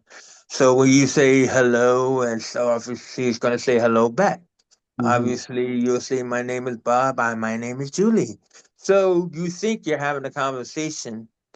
You understand what I mean? Mm-hmm. And it becomes to the point where it becomes like second nature for the computer to do such things. I mean, I'm hoping I'm not boring anybody, but this is what I'm just saying. You asked me the question, Yes. but this is where we are now. I would say we're at secondary thought right now. We're not at individual thought. We're not at the thought where computers can talk and think for themselves. But this is what people fear, like the HAL computer from 2001. Mm-hmm. Oh, I think we can't do that now, Dave. All right. Yeah. Because if you think about it, the computer was programmed for what it thought was not only your safety, but its own. So if you start doing something, pressing a button that is against what the computer predicts as its safety, it's also saying, well, this is against your safety, so I can't let you do that, Dave. If I could just And you're mention like, what do you mean you something, can't let me do that? if I could What? just mention something now, Okay. from and I'm coming up from a natural, spiritual perspective on things and that, and I believe Mhm. everything has its purpose and that. And I'll also look at ancient technology. Why can't people build the pyramids today? I'll look at that as Mm. well, No, So no, there's no, a no, no, no. Okay, wait. Can I just um, say one quick thing on that? go on, yeah. They did build the pyramids. What it is the fact that what Today, people, yeah, yeah, what it is the fact that people refuse to believe that people that is of a time period before ours were mm, smarter than us. yeah. Once you let go of that thought that we are the smartest people in the universe, it's just kind of like the illusion that we're on this one planet in this big universe and we must be alone in the universe, right? You Yeah. gotta you gotta get over that shit, right? We are not the only ones. We are not the first ones. Does that So mean that you're saying extraterrestrials, aliens, or something off-world so beings built the so so pyramids? Is yeah, that what but you yeah, mean? but yeah, but we had that discussion like before when we were talking Yeah. about flat Earth, and I don't want to jump into that topic. Okay. But like the factor is that if you get rid of the illusion that aliens come from outer space only, right? But Mm, the world is bigger than we actually are taught that it is. Because the truth is that the secret cabal of the American government have blocked off Antarctica. Can we at least agree to that? yeah. Mm-hmm. Yep. Yeah. Yep. So Definitely agree. So that means Yeah. that, like, if you go beyond, with there's two islands in Antarctica, that's Lucian Island and Rothschild or something like that. If you go beyond those, Mm, they come at you with guns. yeah. Yeah. You can. Why? Yeah. It's Why? What do protected. they don't want you to see? Mm, So, like, the whole thing about it is that, so this whole idea about aliens doesn't have to be that they came from outer space Mm-hmm. and they could have come from another side of the world that we are just not privy to. or That doesn't mean that they're not alien no. or alien If I could like just species. elaborate what you're saying as well. It's a brilliant point you made there because people are always looking up. They're always looking up. They came from They're not this looking other planet sideways. where there's many dimensions. What we're dealing with, we live in the Hmm. third dimension. We're in 3D, so there's higher beings, and they could be right in front of us right now. Basically, you can call them spirits, you can call whatever. And I Mm-hmm. Yeah. think with Hollywood has played a major role in showing you this is what an alien looks like in Because ET. that's what Hollywood does. Yes. It So programs us, and it's been exactly. programming us So from the beginning. so that's a good point that you've made, which appreciate that because people play into this Hollywood stuff, green monster, ET looking, but big massive eyes, and look a certain way. So I'm happy you mentioned that. And I've spoke to some Yeah. spiritual people, and they've mentioned about these interdimensional beings. If we can call them good spirits, bad, whatever you want to call them, ghost. It doesn't matter what you call them. The point is, they call themselves something else, Yeah, and you giving them a name that somebody gave you to give to them. that's right, So Chase. the point Yeah, is the fact that if you take on board and resist, yeah. right? We've been indoctrinated since they sent us the globe in our Mm. crib, Mm, right? So if you go back, it was like school was invented in the 1900s by one of the Rothschilds, okay. right? Yep.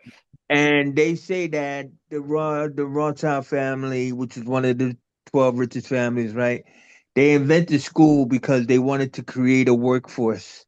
So they wanted to indoctrinate people from a young childhood age to sit and listen for 8 hours out of the day, to Mm, study what was put in front of them, to not resist, to not fight, to not do anything but what they were told, yeah. right? And the school system hasn't changed even until today. Mhm. It Indoctrination. still runs on an Indoctrination. 8 hour system with a Yeah. classroom structure, with teachers teaching you information, Mm. even though we got the phone to teach us all the things that we need to know. We don't need school now. Yeah. School is irrelevant now, but that's only because we've outgrown school. But it still will be indoctrinated into our kids to go to school. No, son, you have to go to school. Why? Because shut the fuck up and go. Excuse my language. I Yeah. forgot we had events to It's all go up right. on. Yeah. But No, but you know what I mean? yeah. It's indoctrination.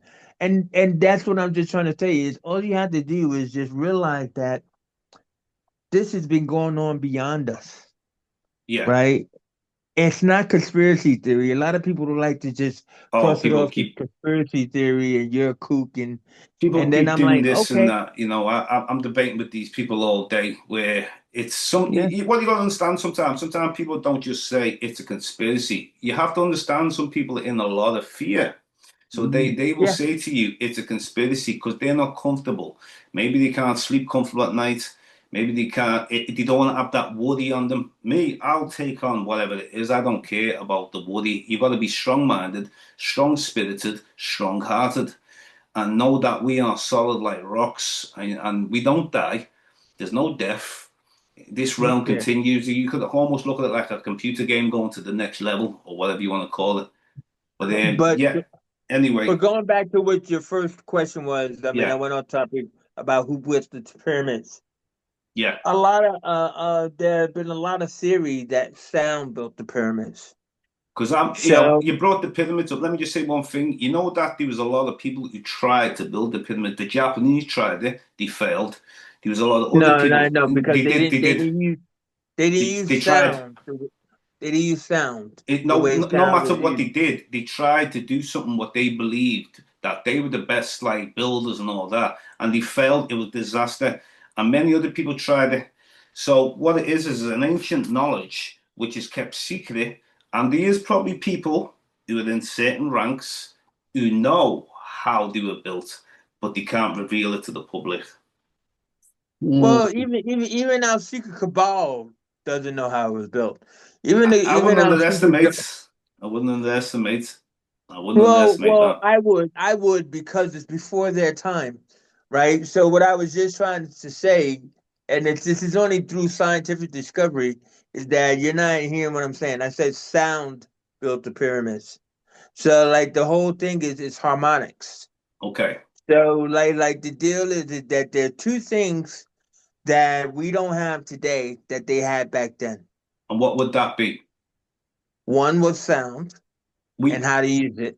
And the other, we have, don't forget, we have some people who've kept this sacred knowledge and they exist amongst the world. yeah. Well, supposedly it's supposed to Yeah. be in the Emerald tablets. Okay. But and the other is the fact that the desert, the Sahara Desert, was once green. Yeah. Right? So a lot of people ignore that. So the Definitely. Sahara Desert was once green and wet, which means Vegetation, that everything. no, but what I'm trying to say is that the 1,000-ton limestones that were used to move from, say, I don't know, miles away, that they can predict, right? They can estimate by looking at the stones that these stones were brought from miles away to here. How did that happen? So Great that's point. where you get the alien Yeah. speculation. Yeah. But if you say to yourself, well, wait a minute, Yeah. if this was grassland or if this was water, How would why you couldn't get them they come across? over in Yeah, yeah. boats? You see what I mean? Nobody's ever said that. That the limestone was actually moved over water. If Well, we you if get you if this. you throw that in there, then you Yeah. go, oh. Well, we get some of the monks who speak on about the power of sound, of vibration, to be able to move Yeah, these giant yeah, rocks. yeah, So this is like definitely an old knowledge and stuff and that. yeah, But let me come back around one more time. I'm going to come to Carol now. I'm yeah. interested in your thoughts on these type of discussions, Carol. What you're taking from it? You need to put your microphone on. Sorry. Okay, Yeah, sorry that's about it. that. Yeah. I'm still just listening. You all go ahead. No, please, we need your input, even if it's like from a spiritual perspective, whatever perspective. I'm interested to see your point. Even if you want to say that Chase is a kook. I'm not calling you a cook, Jay. I'm just listening at what you're saying. It's interesting. Right Yeah, now, I'm gonna wait a little longer here. yeah, Yeah. okay. All right. So I'm Fair gonna, continue dues.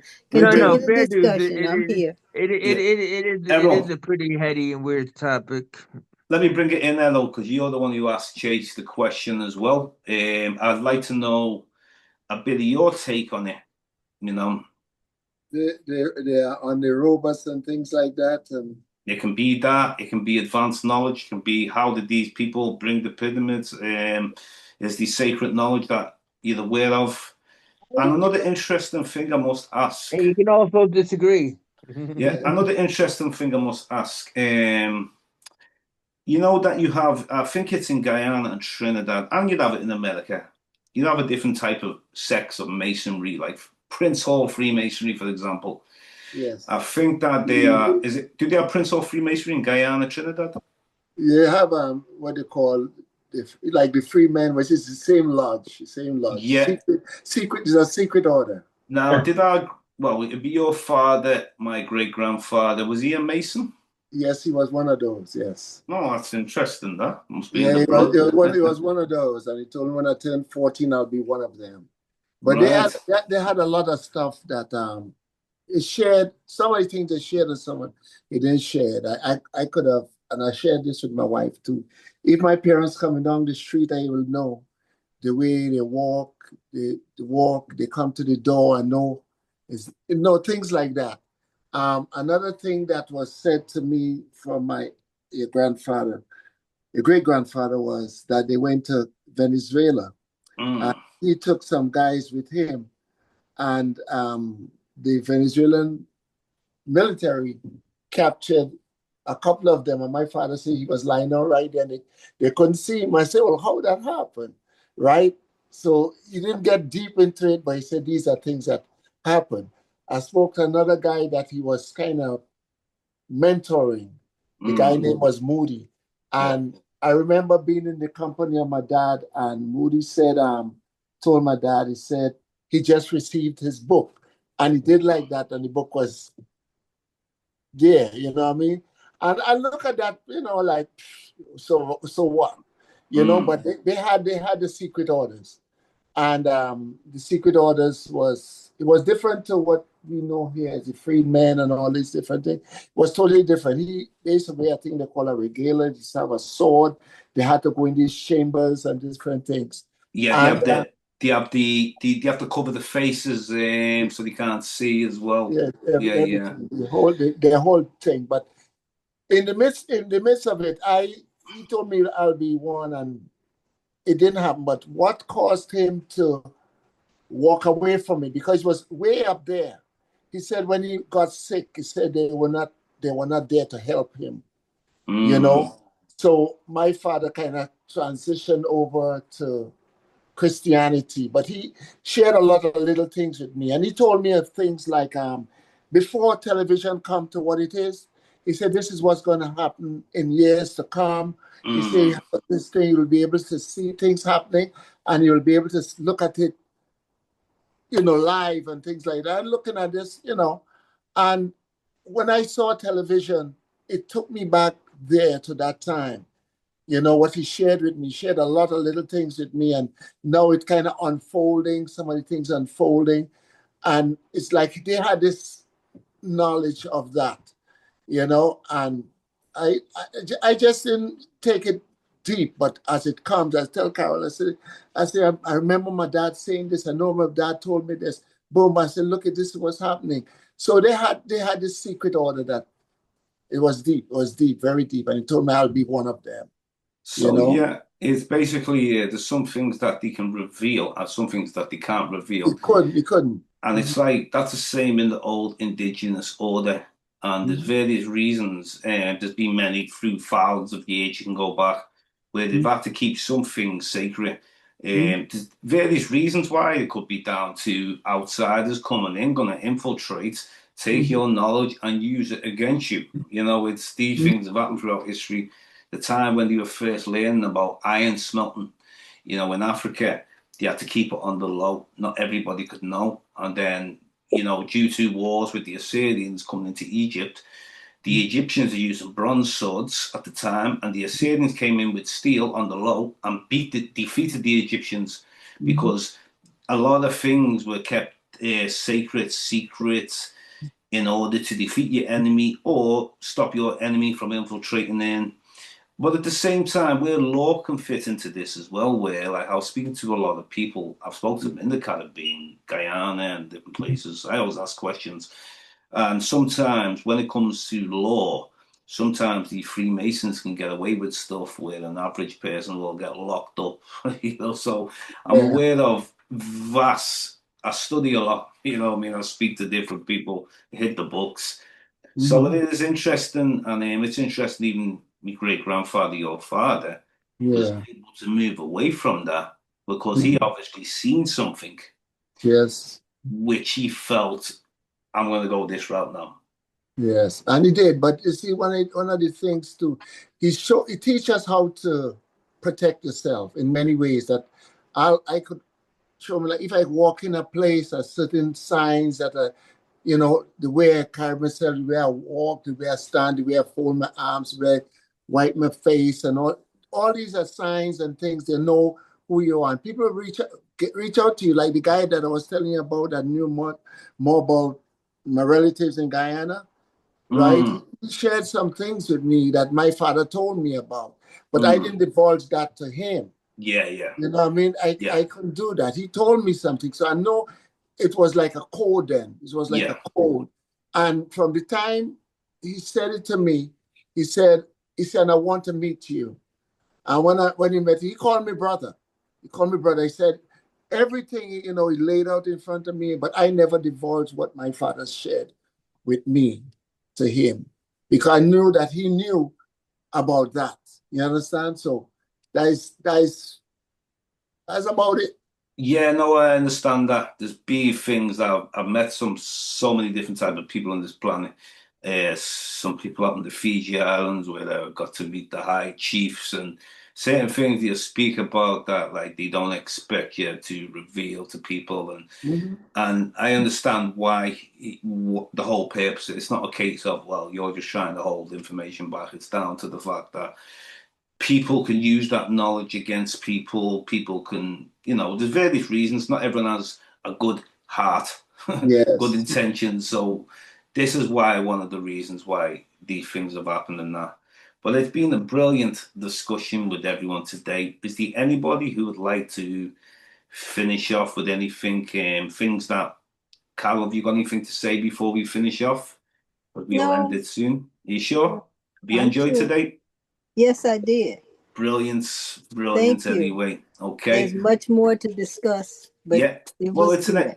there's definitely a reason to have you back on in the future again. And I think I All actually right. mentioned to both of you that I'd like to get you back on it. I'd like to get you on before I even got you on, because I remember your story. I won't speak about it, Carol. It's But okay. It's no, we okay. saved that. We saved that. We saved that because you're going to come on again. All right. All Because, right. yeah. And also, Errol, we All won't right. go into too much because you got a story too. All So right. we'll get you on again. All right. All right. Just send See me the how link. we'll check your availability. I'll Any, have this uploaded by either tomorrow or the next day and that, you know what I mean? So That's that's fine. upcoming. Whenever. And Chase, have you got anything to finish off, Chase, before we finish? I've really enjoyed this discussion. It's been powerful. Yeah, no, it's all been good. It's all been good, bro. Yeah, no, appreciate all yous. And Raz Congo, he couldn't make it back. He's tired and he's been working all day. So I want to give thanks to everybody. And this is James the Bowen Discovering, dedicated to original peoples as always. And we will have further discussions and further group discussions because I like these group discussions. You know, it's a vast, different, it's the meeting of the minds and stuff, yeah. you know. Mm-hmm. So that's why I'm happy to invite you on today. You know, and thanks for coming, Chase, and thanks for Raz Congo, who's not here today. And we'll wrap it up, and maybe everyone's got things to do with their life. Get cooking, All right. relaxing. We're in a different time zone. We're 5 hours ahead Yeah. over here. I know. It's time to rest. All Time to right. rest anyway. But I All give right. thanks anyway. Peace, and we will Peace. be in touch. Okay. Bless. Love you all. That's Blessings. it. Brilliant discussion, by the way. Okay, Chase. Compliments to All right, everyone. guys. Okay. Peace Blessings. out. Nice meeting you. Blessings. Peace. Yeah. Bless. Blessings.